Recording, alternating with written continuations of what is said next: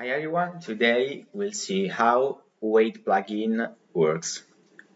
We can search our plugin in Designer, we can search Wait and select our job.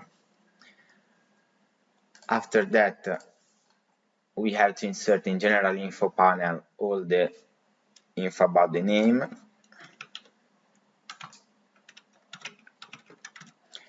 the workstation,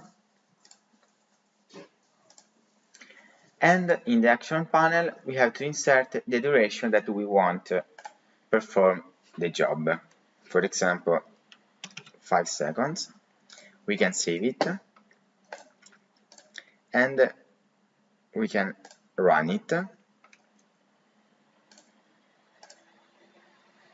In the monitoring page we can see the status of the job. We can see that is in XX status because now is waiting for 5 seconds and everything is good. So now we can see the response on the job log and we can see that the job ended after 5 seconds.